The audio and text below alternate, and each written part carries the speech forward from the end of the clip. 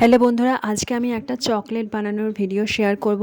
তোমরা নিশ্চয়ই কুনাফা চকলেটের নাম শুনেছো, দুবাইয়ের বিখ্যাত চকলেট। তো কুনাফা চকলেটটা আমরা যেরকমভাবে দেখে এসেছি, তো আমি অনেকটা ওইরকমই বানাবো, তবে একটু অন্য মোল্ডে বানাবো। তো এগুলো দেখছো আইসক্রিমের মোল্ড।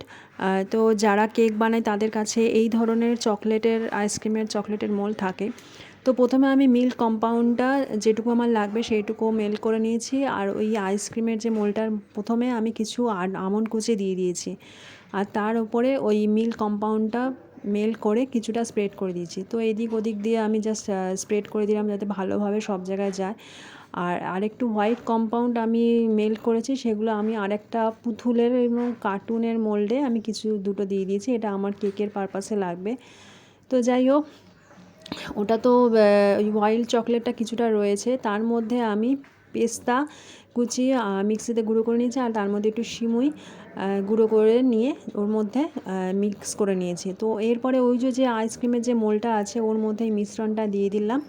এর ওপরে আমি আরও কিছুটা মিল্ক কম্পাউন্ড স্প্রেড করে দেবো। তবে হ্যাঁ, প্রথমে যে মিল্ক কম্পাউন্ডটা দিলাম ওটা কিন্তু ঠান্ডা করে আগে শক্ত করে নিতে হবে, তারপরে আমি মিশ্রণটা দেবো, তার উপরে আমি মিল্ক কম্পাউন্ডটা দেবো মেল্ট করে। তো এর ওপরে আমি আবার সেই আমন্ড কুচি আর একটু কাজু বাদাম কুচি দিয়ে দিলাম। এটাকে আবার ঠান্ডা হতে দেবো।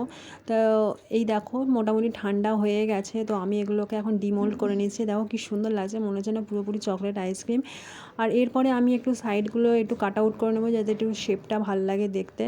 তো কেমন হয়েছে বন্ধুরা, এটা আমি একটা গিফট পারপাসে দেবো। তো আজ আমার জন্মদিনের একটা নেমন্তন্ন আছে, তো সেই জন্য আমি এটাকে বানিয়েছি। আর এই দেখো এই দুটো চকলেটের মোল্ড। তো কেমন লাগলো বন্ধুরা অবশ্যই জানিও, আর ভালো লাগলে অবশ্যই লাইক কমেন্ট শেয়ার সাবস্ক্রাইব করো। তো আগামীকাল আবার ভিডিওতে দেখা হবে। যতক্ষণের জন্য টাটা।